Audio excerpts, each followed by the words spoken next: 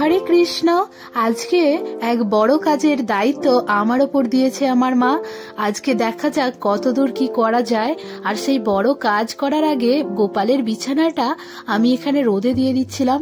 এখন তো বেশ ভালো ঠান্ডা পড়েছে, তাই জন্য এগুলোকে আমি একটু রোদে দিয়ে দিচ্ছিলাম যাতে গরম হয় এবং গোপালের ঘুমোতে খুব সুবিধা হয় এবং ভালো লাগে। আর আজকের বড় দায়িত্বটা হচ্ছে রান্না করা। এই যে গোপালের জন্য ভোগ বানাতে হবে, তো তার জন্য আমি এখানে সবজি নিয়ে চলে এসেছি।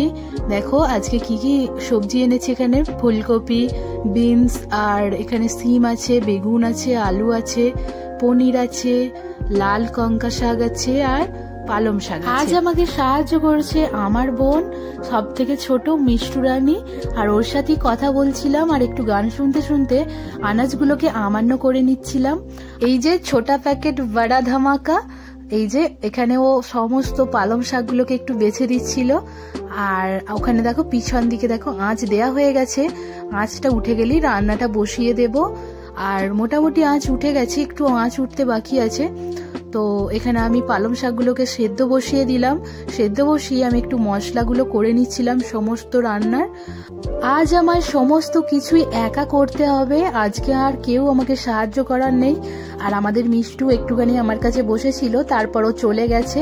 আর আমি এখানে একা বসে আছি, কখন হবে কি জানি। আসলে একা একা রান্না করতে খুব একটা ভালো লাগে না, বোরিং বোরিং লাগছে। কেউ একজন থাকলে ভালো হয়। আর আমি তো একই রান্না জানি না, কি করে যে কি করব, সবকিছু ঠিকঠাক ভাবে করতে পারবো কিনা, এতে ভগবান খুশি হবে কিনা সেই সব আবার চিন্তাও করছি একটু। মনে হচ্ছে সবেতে নুন ঝাল ঠিকঠাক হবে তো, কারণ ভগবানের রান্না তো আর চাখা যায় না, তাই জন্য আর কি এটা ভাবছি একবার। কথা বলতে বলতে দেখো বেগুন ভাজা হয়ে গেছে, লাল শাক ভাজাও হচ্ছে। তারপর করেছি এখানে পকোড়া, আর তারপর আমি পালং পনির করেছি। আর এবার অন্নটা চাপিয়ে দেব। অন্নটা যতক্ষণ ফুটছে ততক্ষণ এগুলো মেজে নেব। হয়ে গেছে সব কিছু রান্না।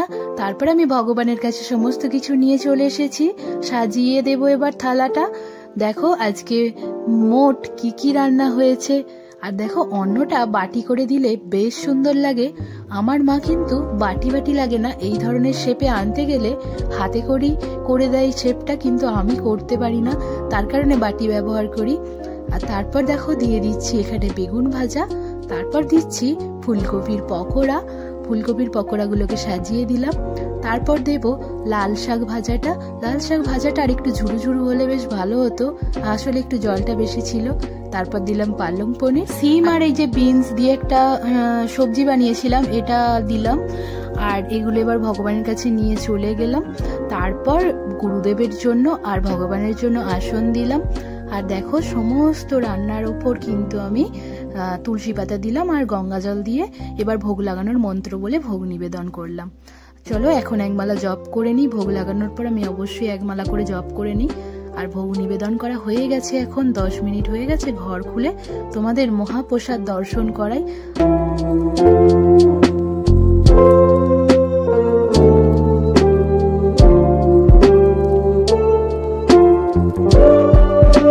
দেখো প্রসাদ পাওয়া হয়ে গেছে। প্রসাদ পাওয়ার পর আমি এখানে সাজিয়ে নিয়ে বেরিয়ে পড়েছি ফুল তোলার জন্য। আর দেখো এই গাছ থেকেই আমরা ফুল তুলছি। এই ফুলগুলোর নাম হচ্ছে আমাদের এখানে রাস ফুল, কি জানি আর অন্য জায়গায় কি কি নামে এটা পরিচিত। তো দেখো আমরা এতগুলো ফুল এখানে তুলে নিয়েছি। আর এই ফুলগুলো তুলতে প্রচুর প্রচুর সময় লাগছে। এই ফুলগুলো আমি একা তুলতে পারতাম না, আমার এক বৌদি আমাকে সাহায্য করেছে অনেকটা, তাই আমি তুলতে পেরেছি। আর এখন দেখো সন্ধেবেলা মঙ্গল আরতির পর আমি এই মালাটা গাঁথতে বসেছি।